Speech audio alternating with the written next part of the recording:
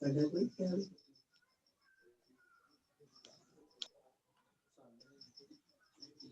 बेटा, स्क्रीन और आवाज सबको आ रही है? हेलो। जी सर, आ रही है आवाज। चलो ठीक है जी, थैंक यू।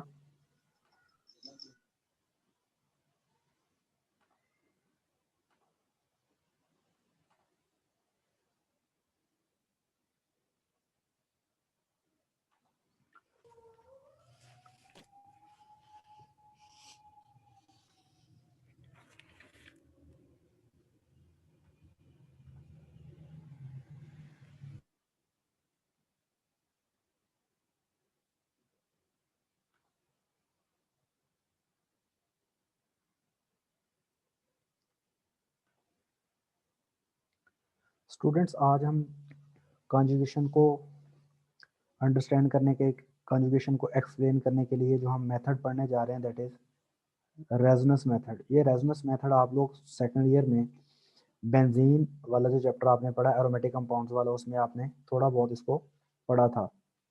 सबसे पहले बेटा हम देखते हैं कि रेजोनेंस किसे कहते हैं। बेटा, अगर किसी कंपाउंड में कॉन्जुगेशन है, अल्टरनेट डबल सिंगल बॉन्ड्स हैं, तो मैंने आपको बताया था कि उनको सिंगल लिवर स्ट्रक्चर से शो नहीं कर सकते। उनको शो करने के लिए हमें more than one liver structure जो है वो लिखने पड़ते हैं। ठीक है, तो अब वो जो हम डिफरेंट तरह के लिवर स्ट्रक्चर लिखते हैं, हम उनमें एटम्स की पोजीशन चेंज नहीं करते, जस्ट हम इलेक्ट्रॉन्स की, पाई इलेक्ट्रॉन्स की या जो लोन पेयर ऑफ इलेक्ट्रॉन्स हैं उनकी पोजीशन को हम चेंज करते हैं।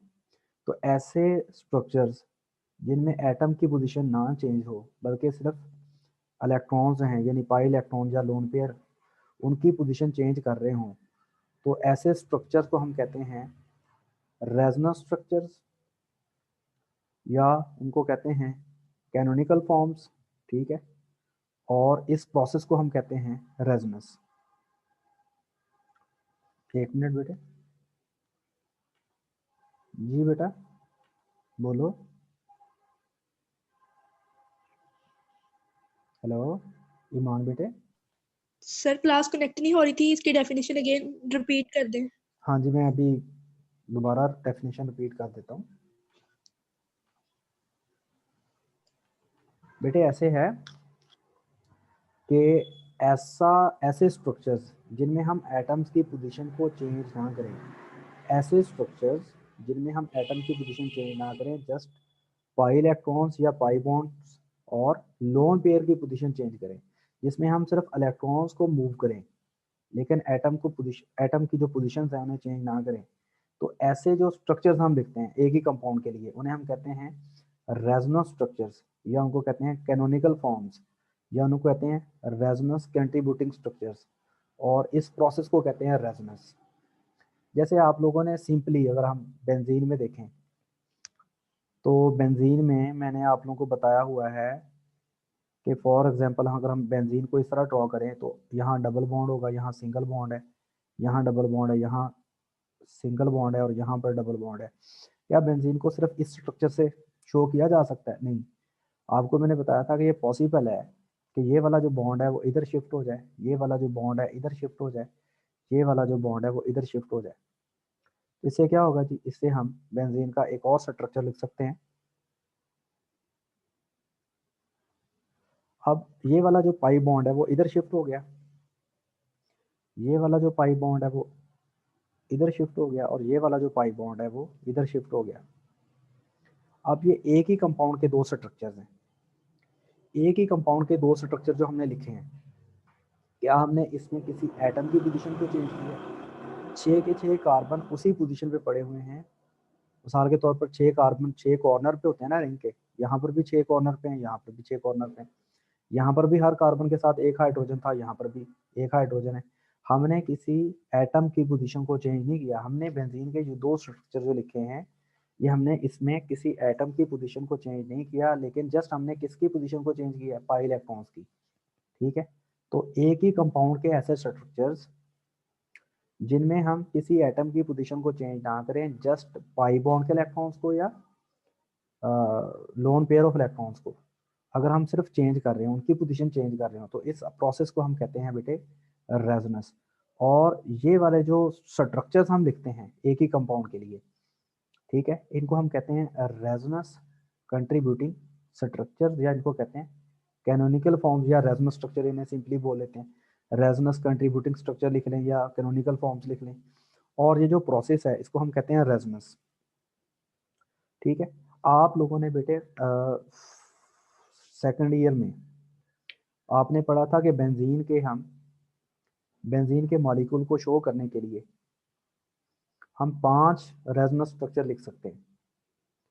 इसके बारे में मैंने आपको कल के लेक्चर में थोड़ा बहुत बताया भी था कि फॉर एग्जांपल अगर हम इस बेंजीन को लें, बेंजीन के पास जो है 6 कार्बन पे, हर कार्बन पे एक अनहाइब्रिड पी ऑर्बिटल है। मिसाल के तौर पर अगर हम अनहाइब्रिड पी ऑर्बिटल ड्रॉ करें, ये एक अनहाइब्रिड पी ऑर्बिटल इस कार्बन पे है, एक इस कार्बन पे अनहाइब्रिड पी ऑर्बिटल है, इस कार्बन पे भी अनहाइब्रिड पी ऑर्बिटल है, इस कार्बन पे भी अनहाइब्रिड पी ऑर्बिटल है, इस कार्बन पे भी अनहाइब्रिड पी ऑर्बिटल है, इस कार्बन पे भी एक अनहाइब्रिड पी ऑर्बिटल है।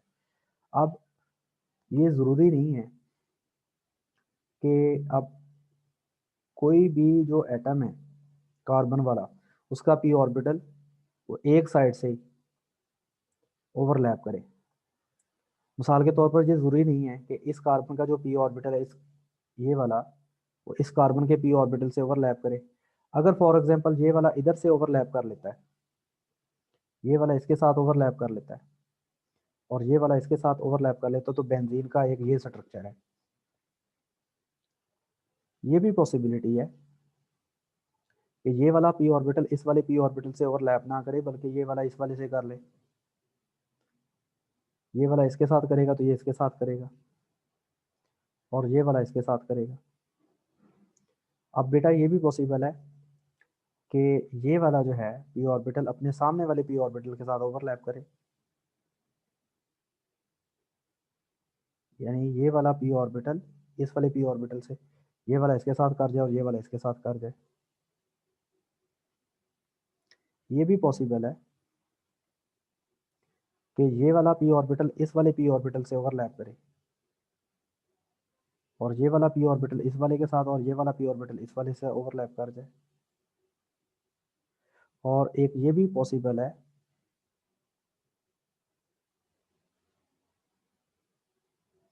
कि ये वाला जो पी ऑर्बिटल है वो इस वाले पी ऑर्बिटल से ओवरलैप कर जाए, ये वाला पी ऑर्बिटल इस वाले पी ऑर्बिटल से ओवरलैप कर जाए और ये वाला पी ऑर्बिटल इस वाले पी ऑर्बिटल से ओवरलैप कर जाए। अब ये सारी पॉसिबिलिटीज मौजूद है। 1 मिनट, मोहम्मद एहसान ने कोई क्वेश्चन करना है? हाँ जी बेटा। हाँ जी बेटा। हाँ बेटा, टाइम ना लिया करो, अगर मैं अलाउ कर दूं आप लोगों को स्क्रीन पे नज़र आ तो रहा होता है, मतलब नहीं आपने क्वेश्चन पूछना। ठीक है, आपकी मर्जी। ये तो तंग करने के लिए है फिर। अब ये देखें, अब ये वाला बेंजीन का स्ट्रक्चर भी पॉसिबल है, ये वाला बेंजीन का स्ट्रक्चर भी पॉसिबल है, ये वाला भी पॉसिबल है, ये वाला भी पॉसिबल है, ये वाला भी पॉसिबल है।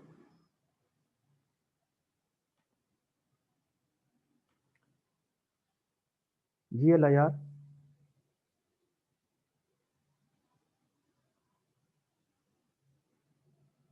हेलो।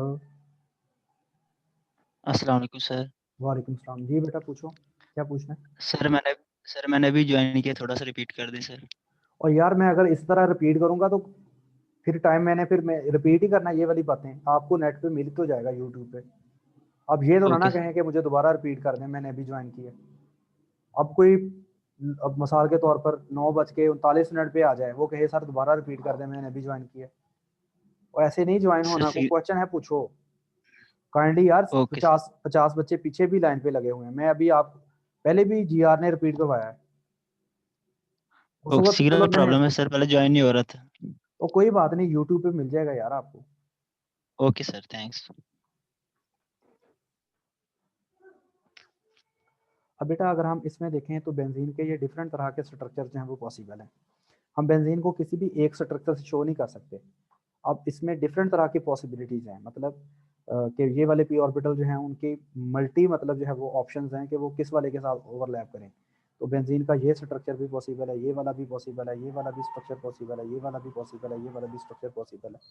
तो अगर एक कंपाउंड को डिफरेंट स्ट्रक्चर से शो किया जा सके, ठीक है, उन स्ट्रक्चर में क्या डिफरेंस हो, उनमें किसी एटम की पोजीशन ना चेंज हो, जस्ट इलेक्ट्रॉन्स की पोजीशन चेंज हो, यानी पाई इलेक्ट्रॉन्स की या लोन पेयर ऑफ इलेक्ट्रॉन्स की, तो इस प्रोसेस को कहते हैं रेजोनेंस।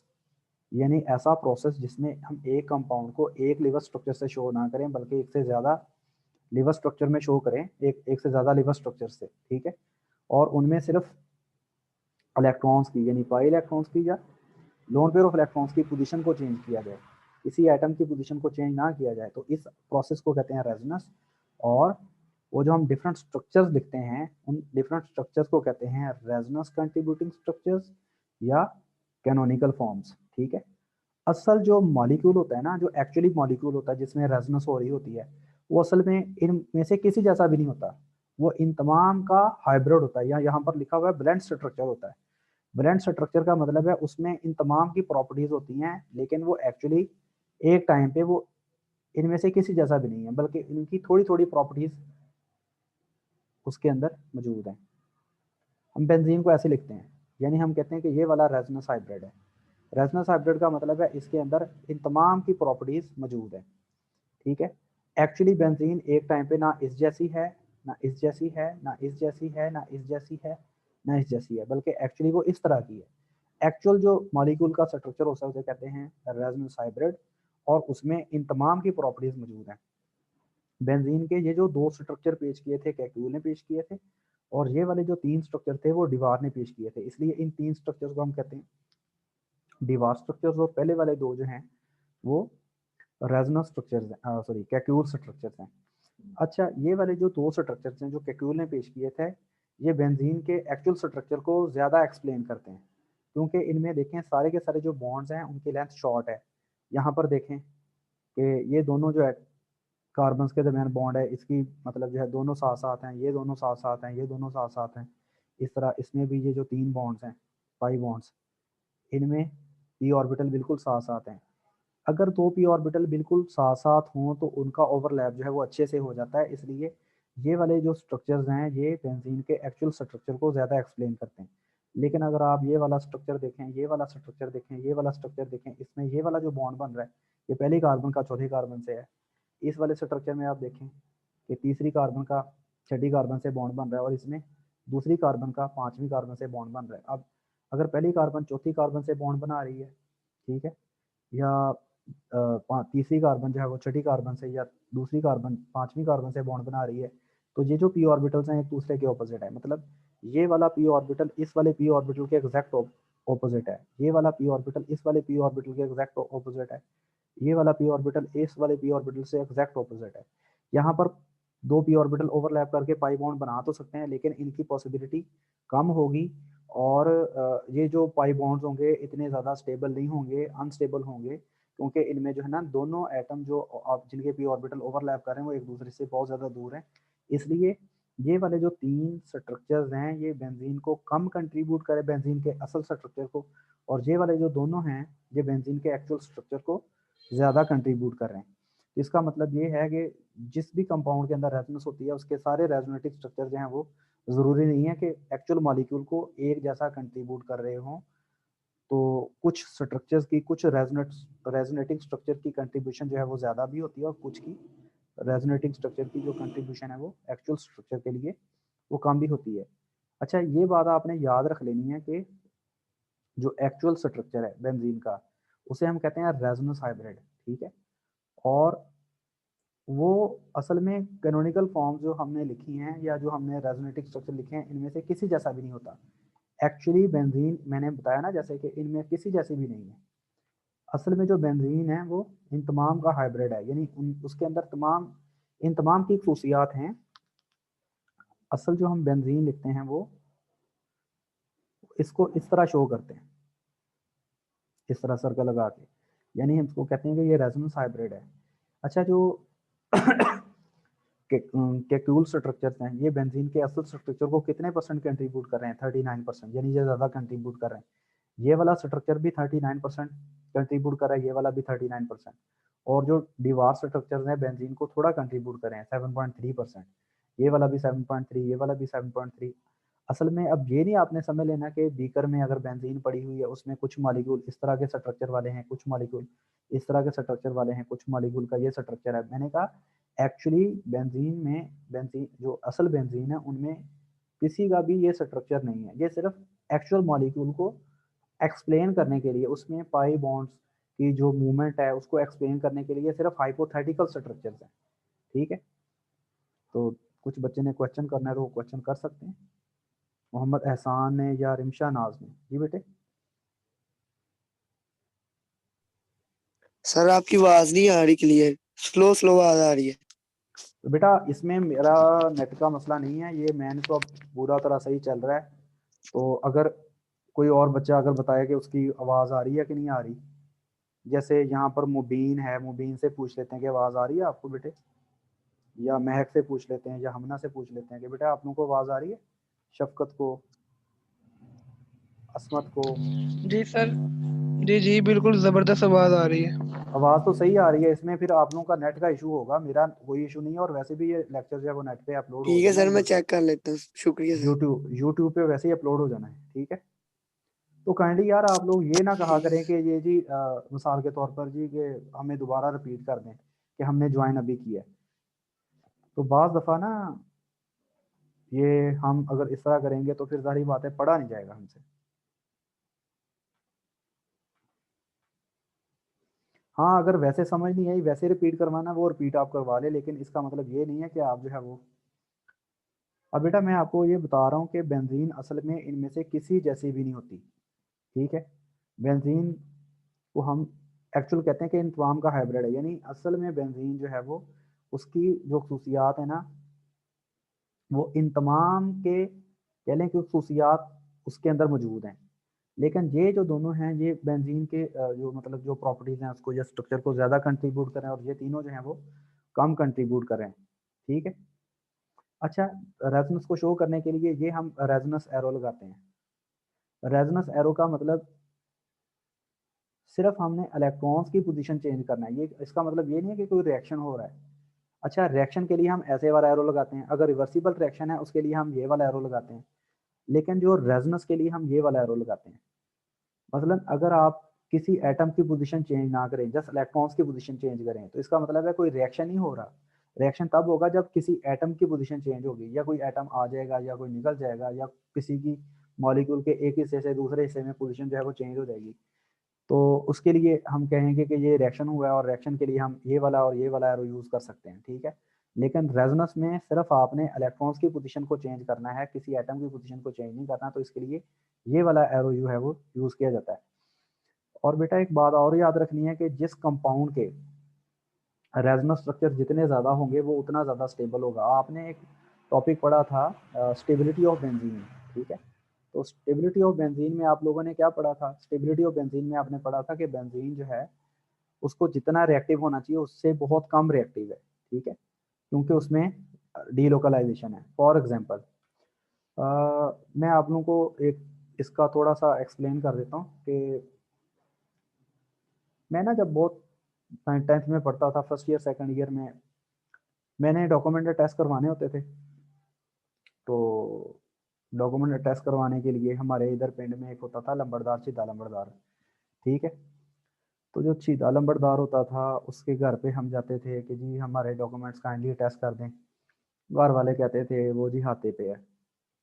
हाथे में जाते थे, वो कहते जी यहाँ पर भी नहीं है, आप जो है वो जो फैक्ट्री है लूमो वाली उधर चले जाएं, उधर जाके पता कर लें। उधर जाते थे, वो कहते थे इधर तो सुबह का देखा ही नहीं है। वो एक जगह टिक के नहीं बैठता था, उसके कई पोजीशन थी, उसका घर, उसका हाथा, उसकी फैक्ट्री। ठीक है, उसके अलावा और कहाँ कहाँ।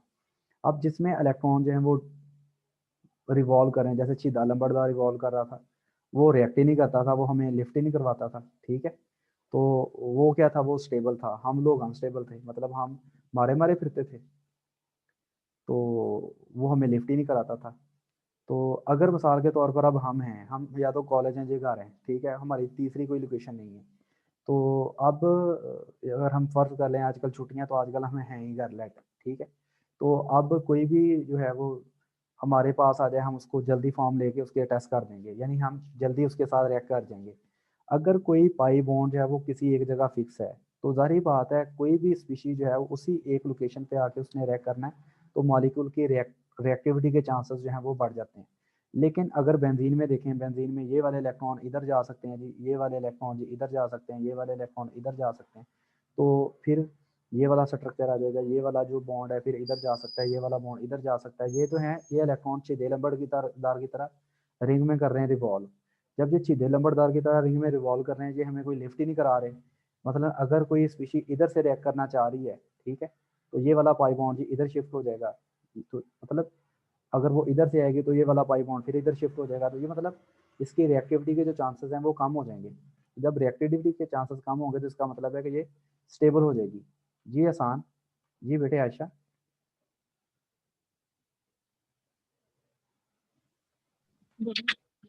सर आवाज नहीं आ रही है आपकी ना, नेट प्रॉब्लम है इधर। वही बात है बेटे, अगर आप लोगों ने क्वेश्चन यही करना है कि नेट प्रॉब्लम है, तो इसका फिर मैं क्या सोल्यूशन कर सकता नहीं हूँ? सर, आज ही हुआ है, आज ही हुआ है। ये ना वाईफाई कांटेक्ट किया था, तो आज पता नहीं क्या मसला हो रहा है, नेट सिग्नल नहीं आ रही है, आपकी आवाज नहीं साफ आ रही। तो बेटा फिर आप कल ज्वाइन कर लेना ना उसको, सॉरी यूट्यूब पे देख लेना आप, ठीक है? अरे ठीक है कल सर। से ज्वाइन कर। ओके, अब लोग ये बता के निकल जाते हैं कि जी हमारा नेट का प्रॉब्लम है, अटेंडेंस का बाद में इशू पड़ जाना है, ठीक है।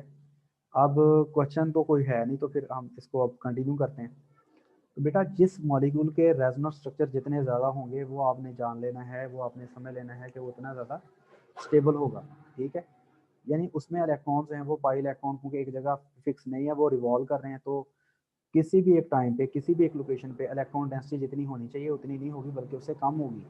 तो इसका मतलब ये है कि उसकी फिर वो पाई बॉन्ड की वजह से रिएक्टिविटी के जो चांसेस हैं वो कम हो जाएंगे। तो जो मॉलिक्यूल, जो स्पीशी जिसकी रिएक्टिविटी कम हो, उसका मतलब होता है कि उसकी लोअर एनर्जी है वो स्टेबल है, ठीक है। तो इसका मतलब ये है जो रेजोनेंस होती है ना, तो जितने रेजोनेंस उसमें ज़्यादा पॉसिबल होगी, जिसमें इलेक्ट्रॉन जितने ज़्यादा डीलोकलाइज होंगे, उतना ज़्यादा वो जो स्पीशी होगी वो स्टेबल होगी। तो अब बेटा अब हमने पढ़ने हैं कुछ रूल्स। रेजोनेंस जो है वो किन रूल्स के तहत होती है, या रेजोनेंस को एक्सप्लेन करने के लिए कौन कौन से रूल्स हैं। तो यहाँ पर बेटा आपने जब रेजोनेंस करवानी है या जब रेजोनेंस लिखनी है, तो आपके माइंड में ये कुछ रूल्स हैं वो ज़रूर होने चाहिए। तो यहाँ पर लिखा क्या हुआ है, पहला लिखा हुआ है resonance structure are not actual structure of the molecule. ये बात वो है जो मैंने आप लोगों को अब 30 दफ़ा बता दी है। इसमें मैंने आपको ये बताया कि बेंजीन जो एक्चुअल है, जो एक्चुअल बेंजीन है, ठीक है, वो इन तमाम रेजोनेटिंग स्ट्रक्चर का हाइब्रिड है। एक्चुअल बेंजीन ये है, ये रेजोनेंस हाइब्रिड है, ठीक है। और जो हम रेजोनेंस स्ट्रक्चर ड्रॉ करते हैं वो एक्चुअल मॉलिक्यूल को ड्रॉ, मतलब जो है वो उसको एक्सप्लेन नहीं करते। एक्चुअल मॉलिक्यूल को आप वो कह लेंगे रिप्रेजेंट नहीं करते, वो जस्ट एक्चुअल मॉलिक्यूल की ना हाइपोथेटिकल, मतलब जो है वो आप कह लें कि उसकी रिप्रेजेंटेशन होती है। तो यहाँ पर क्या लिखा हुआ है, resonance structure are not actual structure of the molecule, they are non existent. इसका मतलब है कि बेंजीन के जो 5 स्ट्रक्चर हैं वो असल में कोई भी इनमें से एग्जिस्ट नहीं करता, वो सारे के सारे क्या हैं, हाइपोथेटिकल हैं। एग्जिस्ट ओनली ऑन पेपर, सिर्फ पेपर पे एग्जिस्ट करते हैं।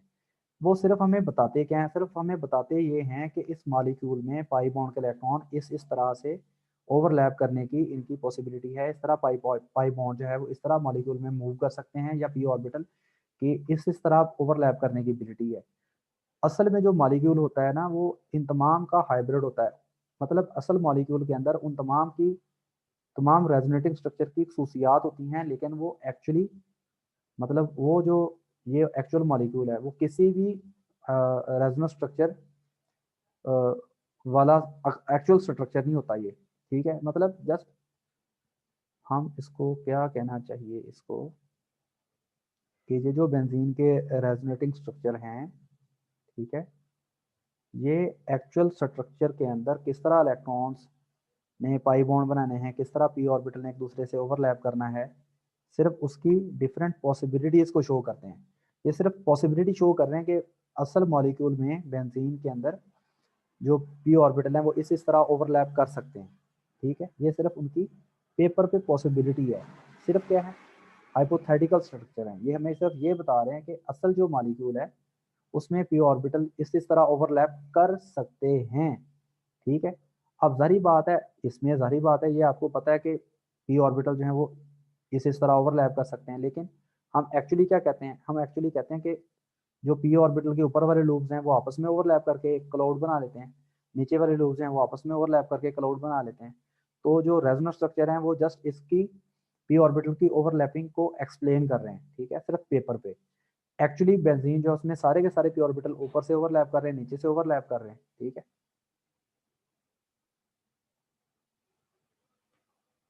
जी बेटा, कोई क्वेश्चन है?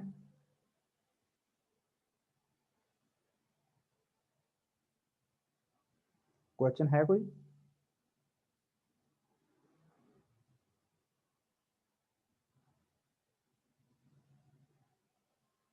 जी बेटा बोलो।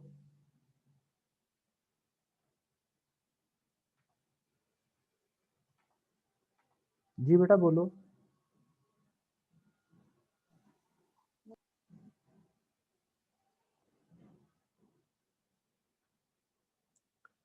अब आप लोगों को बोलो बोलो कह कह के मतलब अब हम अपना टाइम अपना वेस्ट तो नहीं ना कर सकते।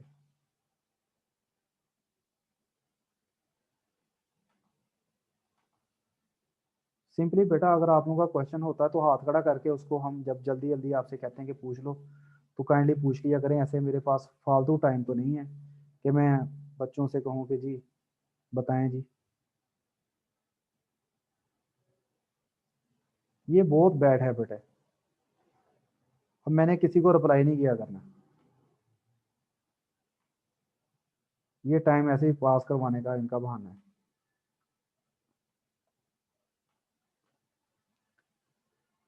आई होप सो ये ना जो रूल्स हैं ओवरऑल इन पे लगना है काफ़ी टाइम, तो हम इंशाल्लाह इनको कल ही डिस्कस कर लेंगे। तो ये रूल्स काफ़ी ज़्यादा हैं, तो बस आज का लेक्चर इतने पे वाइंड अप करते हैं, ठीक है। तो रूल्स हम इंशाल्लाह कल से ही पढ़ेंगे। इसमें अगर किसी का कोई क्वेश्चन है वो पूछ ले, हम क्लास को यहीं पर वाइंड अप करने लगे। कल क्लास बाकी होगी इंशाल्लाह। अगर किसी का क्वेश्चन है वो पूछ ले। जैसे हम किसी भी बच्चे को कह देते हैं, यस बच्चे। जी बेटा। अस्सलाम वालेकुम सर। वालेकुम सलाम। जी बेटा बोलो। सर वो जो आपने क्लास में पढ़ाया था ना, हमें इस लेक्चर की हमें बिल्कुल समझ आ गई है जो आज आपने करवाया है। जो आपने उस दिन हमें क्लास में पढ़ाया था ना, प्रॉपर्टीज ऑफ केमिकल बॉन्ड, वो अगर आपके पास कोई लिंक है ना तो हमें ग्रुप में प्लीज सेंड कर दें। वो काफी लेंथी टॉपिक है तो उसकी अच्छे से समझ नहीं आई। कौन से लेक्चर की? क्लास में कौन सा? Sir properties of chemical bond. Properties of chemical bond तो मैंने कोई भी नहीं पढ़ाया। सबसे पहले मैंने हाइब्रिडेशन का पढ़ाया था, उसके बाद मैंने सर नहीं, आप वो लोगों को बॉन्ड एंगल्स वाला topic, bond length bond angles वाला टॉपिक, अच्छा बॉन्ड अगर एनर्जीज वाला टॉपिक। ठीक है, अगर मिल गया मुझे तो मैं सेंड कर दूंगा, ठीक है। जी सर। हाँ जी बेटा अला यार बोलो। सर हमारी क्लास हफ्ते में कितने दिन हुआ करेगी सर? 6 दिन। Okay sir, thanks. किसी और का कोई क्वेश्चन? थैंक यू बेटा। बाकी हम इंशाल्लाह आज की क्लास जो है वो 20 मिनट ऑलमोस्ट, तो इंशाल्लाह बाकी हम कल डिस्कस करेंगे। Thank you very much.